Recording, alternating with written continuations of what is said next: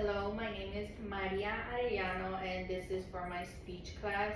I'm trying to make this video with no distractions, but everyone's dress shopping for my sister's wedding, so I'm sorry about that. I don't have anybody to be as my audience today, so the only audience is Casper the Ghost, but here it goes. I just got out of work, so I'm going to be talking about the healthy lifestyle choices for college students and how we should prioritize our mental and physical health first.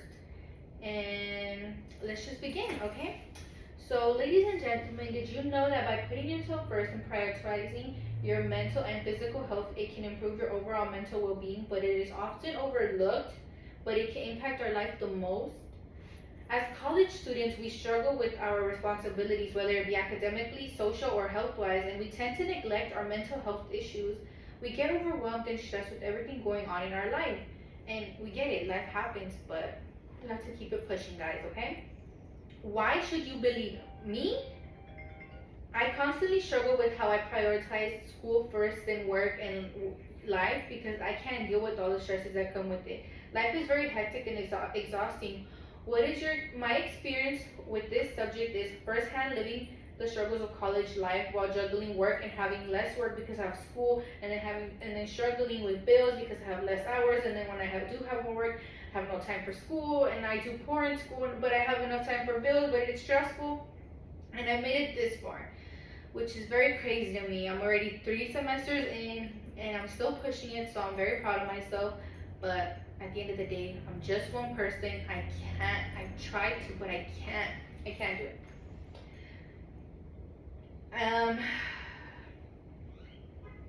I propose we prioritize our sleep overall everything. Having a good sleep schedule can help our academic performance overall health. So lately I've been sleeping later because it is finals week. It's very stressful, but I'm keeping it pushing. Like right now, it's currently 9 o'clock, and I'm here doing my homework after I just got out of work, and my head is pounding, but we're keeping it pushing. But I'm going to go to sleep early because I have a final tomorrow, and it's how I'm going to be able to manage. Now, let's begin by looking in deeper how we can fuel our body, and also I will discuss how to prioritize sleeping habits and maintaining a good sleep pattern. How can we fuel our body with the nutrients we need? Us students, but not eating well and can impact our mood and energy. According to author Sarah Solow, that adopting healthy eating habits requires mindful decision making, commitment, and being creative. According to Jessica Bryan and Liz Welding, we'd like to think of the college experience as a time for achievement, self-discovering, making new friends, and it might be all of that, but going to college also introduces us to new pressures, life changes, and sometimes disappointments and loss. So with that being said, I'm going to give you an example. Like today, everyone is dress shopping for my sister's wedding, and that's why I'm getting calls and messages, and I'm not answering because my prioritization right now is school. Although I would like to be there, and I would really, really like to be there, I can't. I have to prioritize first school, then work, then family life, and then I have to do all three. But that's how I'm trying to maintain my good college achievements so far. I'm gonna give you an example right now, okay? Over half of 1,000 undergraduate college students say that they surveyed in the college student mental health report said their mental health worsened during college. Other surveys research also finds high level of mental health conditions in students. And now I want you to see how you or someone you love could be impacted. You may be thinking, wow, this is a serious problem. What does it have to do with me?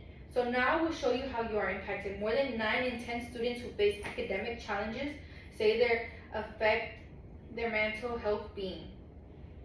We are at risk of the consequences of this problem because the transition to college life comes with many different challenges, such as academic pressure, trauma, eating disorders, obsessive compulsion disorders, and substance abuse or other mental health conditions affect college students every single year and semester. We like to think of college as a time for self-discovery, but for many students, it's self-destruction because it comes with a lot of new pressures, life changes, and sometimes disappointments and loss. It's very crazy out here, guys. But we are keeping it pushing. We're every day. At this point, it should be very clear that we should take the mental health as college students as a very serious problem. So now I want to tell you about the solution to this problem. The solution I propose is that we learn new tendencies and routines to help alleviate certain stresses. We get it as we try to balance so many things on our plate at once. Even so, 82% of students said that they were confident they would finish their college degree no matter the challenges, as it should be. Mental health challenges are common, especially in college, knowing that there are ways to help yourself and you can get out in the long run. Students said taking mental health days would help support their mental health in college. In conclusion, embracing a healthy lifestyle as a college student and prioritizing our physical health and mental health will help us thrive as a student. Seeking support from family and friends or even resources we are given to by our school is very helpful to us. There are many sources that we can use from school. We empower ourselves to be the best version we can have academically, socially, mentally, and let us all thrive and become the best version of ourselves as we take this step towards a promising future. I will now pass a personal commitment paper so we can all sign and commit to the best version of ourselves. I will also be passing a pamphlet to help you optimize our time.